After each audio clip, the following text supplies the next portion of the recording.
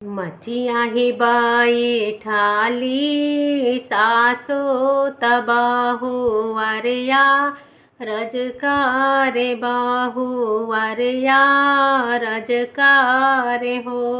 ए सासू मंगाई दे तू मोहा बेका पनवात दातावारा गिन करती दातावारा गिन करती हो। बहुअर इहाँ नाही बाड़ी बराइनिया तइहा नाही पन बाड़े हो।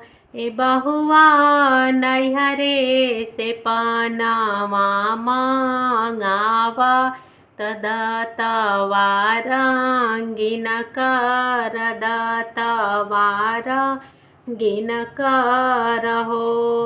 भले कैलू ये सासू भले कैलू आगही बा ताई दिहालू आगही बा ताई दिहालू हो।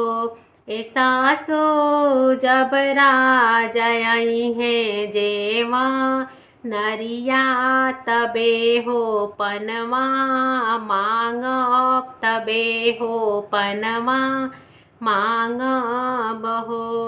ए सासू जब राजाई हैं भोजन करे तबे हो पनवा मांगब तबे हो पनवा मांगब हो।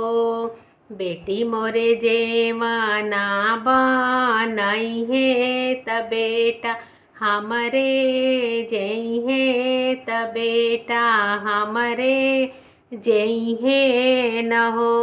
ए बहुआ चौकट चढ़ी हम बैठाबा कैसे का पनवा मंगबू कैसे का पनवा मंगबू न हो। भले कैलू ये सासू भले कैलू आगही बा ताई दिहा लुआगही बा ताई दिहालू हो।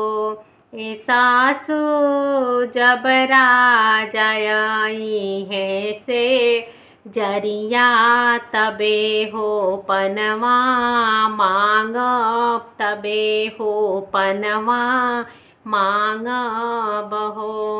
ए सासू जब राजाई है से जरिया तबे हो पनवा मांग तबे हो पनवा मांगब हो। बेटी मोरे से जियाल गई है त बेटा हमरे सोई है त बेटा हमरे सोई है न हो।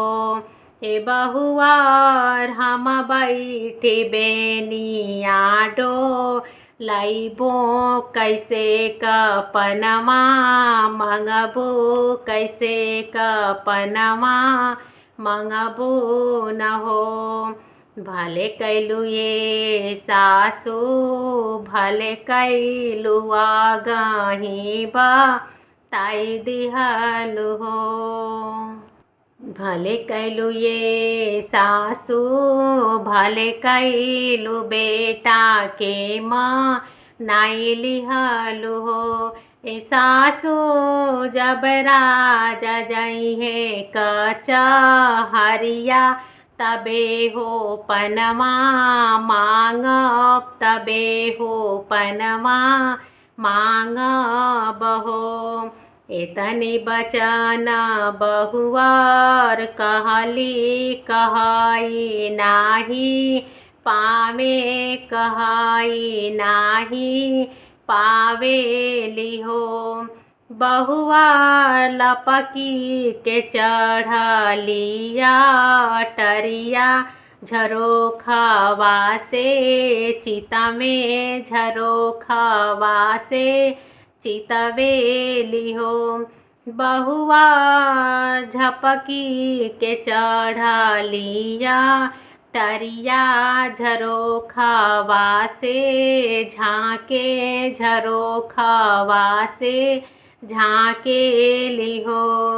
अरे अंगुरी न मारे लिसान झुमत राजा आवे झुमत राजा आवे लहो।